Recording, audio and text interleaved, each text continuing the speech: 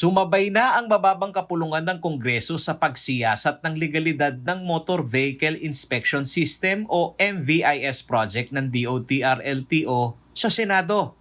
At ngayong umaga ng February 10, kasama na agenda ang House Resolution number 1408 o ang resolusyon na pumipigil sa implementasyon ng DOTR Memo Circular number 2020-225 na siyang nagbigay ng kapangyarihan sa mga private motor vehicle inspection center sa bansa.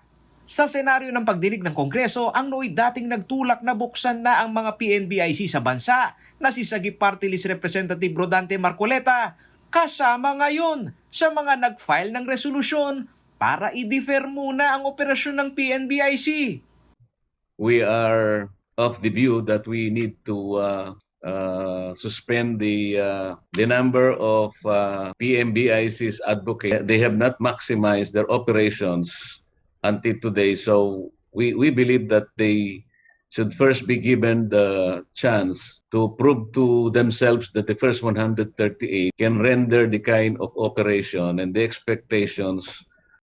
Sa pag-usad ng pagdinig na ipresenta ni Transportation Committee Chair Representative Edgar Sarmiento na binaliwala ng DOTR-LTO ang proseso ng implementasyon ng proyekto na nauna na rito noong buwan ng Pebrero ng taong 2018 ay naglaan ng 11 billion pesos ang Kongreso para sa proyektong NVIS ng DOTR.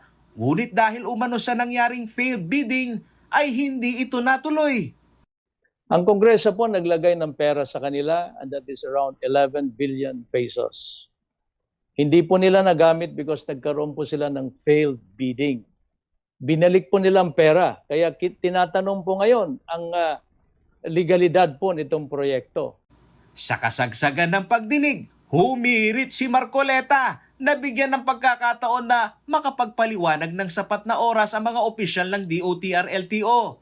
Dahil po na niya sa nangyaring investigasyon sa Senado ay nagkaroon na raw ng prejudgment. I think in the Senate yesterday, I heard. I believe they were unable to explain themselves. If somebody begins to answer their questions, they're being cut and interrupted left and right. So I wish they can be given the chance to speak, Mr. Chair. I think the Senate was unable to give them that kind of privilege. Sumalungat naman dito si Senior Deputy Speaker Representative Doy Lechon. Ang presentation of facts lamang umano ang ginagawa ni Representative Sarmiento upang tukuyin ang ugat ng irregularidad sa implementasyon ng roadworthiness inspection system ng DOTR-LTO. I am rising not because in defense of the chair, but I think the chair has definitely the plenary authority to speak for what he feels, not in a tenor of judgment, but to clarify matters that should be placed in a proper perspective. Sa huli ay naipresenta ni Committee Chair on Transportation Representative Sarmiento ang mga loopholes o butas sa implementasyon ng NBIS project. Sa laki ng investment ng nasa pribadong sektor, puna ni Sarmiento na dapat ito'y sumailalim sa Investment Coordination Committee ng NEDA. Hanggang 3. National government and corporate projects costing below 2.5 billion, the project agency must submit still to ICC NEDA Secretariat detailed project proposals.